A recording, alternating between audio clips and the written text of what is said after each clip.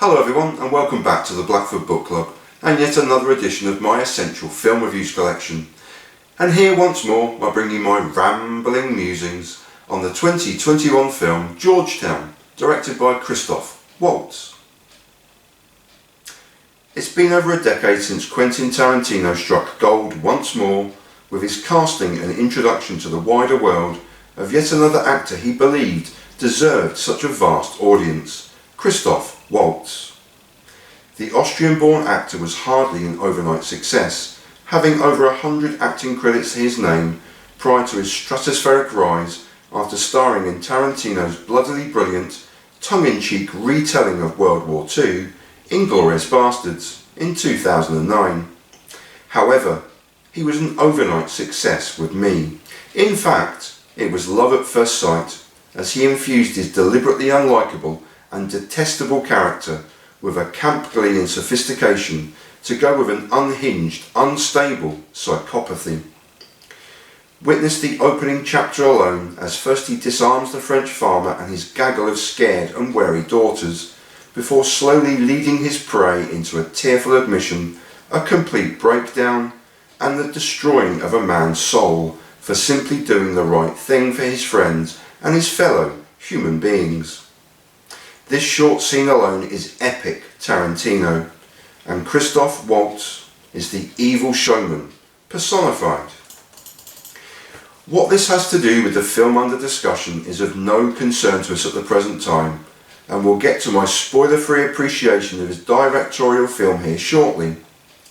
But since Inglorious Basterds in 2009, he's added a further 18 acting credits to his already enormous list up to and including the current date, and post this presumably pandemic-delayed release of the originally scheduled 2019 Catch Me If You Can style real-life crime drama. He collaborated again with Tarantino in 2012 as a foil for its leading man Jamie Foxx in Django Unchained, and his soft, lilting voice, humanity and paternal guidance won him a second successive Academy Award to sit alongside the Oscar he won 3 years previously as a despicably evil Nazi German SS officer, again directed by Tarantino. He's played a Bond villain twice, teamed up with Wes Anderson in last year's The French Dispatch, and almost as pleasingly, he also starred in Muppets Most Wanted.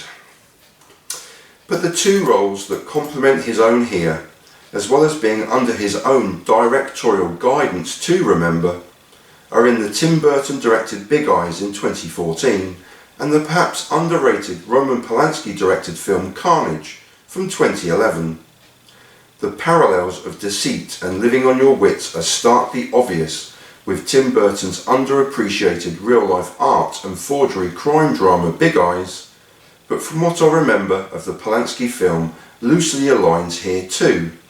The swan-like appearance of serenity whilst fiercely kicking beneath the waves, or a boiling anger beneath the calmest of exteriors. All are present here, and in another sublime performance that is reassuringly, brilliantly Christoph Waltz.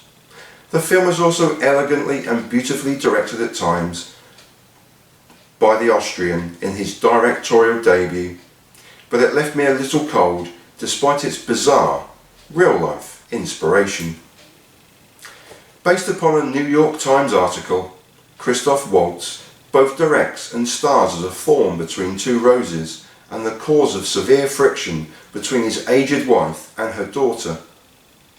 The capsule reviews for this film all follow a similar theme, as alluded to above, and that is both a perfect encapsulation for this bizarre film, as well as being very, very far from the truth, and which perfectly suits the demeanour and schizophrenic nature portrayed so well by Waltz. It's not a spoiler to suggest that Waltz's character is a chancer, a storyteller, and a man who lives on his wits, but the far more intriguing question is how tall are his tales and to what ends? And why does he wear a beret and adopt a quasi-military uniform? And why does he occasionally wear an eye patch? Ulrich Mott, Christoph Waltz. Immediately described as a luxurious and opulent Georgetown political shindig for the wealthy and influential, as indispensable and a miracle worker by various members of a starstruck audience, it's not long before Amanda Brecht, Annette Bening, proclaims angrily every word he says is a fucking lie, as she continues to refuse to believe that this chancer and builder of his own myths is remotely suitable or interested in her much older and frail mother, Elsa Brecht, Vanessa Redgrave. Thus we have our thorn between two roses and a superficially charismatic, smiling and gregarious political activist whose colourful background is painted with high-powered stories, influence and a master of the darker arts of geopolitics. Mott is a fake, a fraud and the creator of his own story, but that's hardly unique in Washington DC, nor is his determination from a young age as a junior intern to climb the greasy political pole. But his acting performance seemingly fools everyone.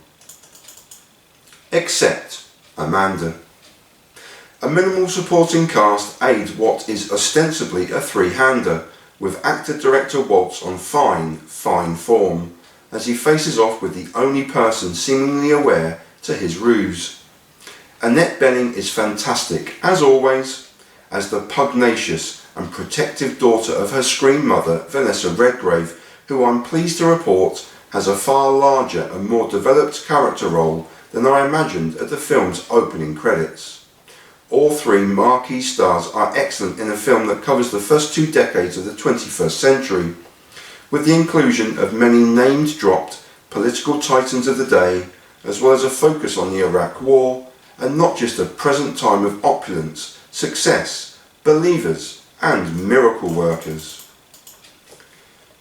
Christoph Waltz's direction is stylish, unhurried, and a word I've used previously but which needs reinforcing, elegant. 2 short scenes demonstrate this to perfection, as a slowing, descending and spiralling camera develops the black and white checkerboard tiles of a government office below, as a young Mott tries his hand at a political intern, and shortly thereafter a brilliant moving camera captures a hurried and intense Mott as with a stolen accreditation pass he makes his way through the rich and influential as he finds a suitable prey for his tall tales. The bizarre based on real life story is well told if the 3 or 4 plot twists are signposted.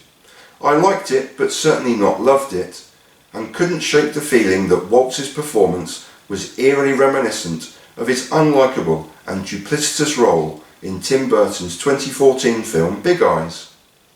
Well worth a watch if the original New York Times Magazine article that spawned this film intrigues and interests you. And that was Georgetown from 2021, directed by Christoph Waltz, brought to you by Stephen Blackford, writer and reader of pointless but spoiler-free film reviews since 2012. And I leave you in peace and in solidarity. And I thank you so much for watching. Please take care out there, everyone. Peace.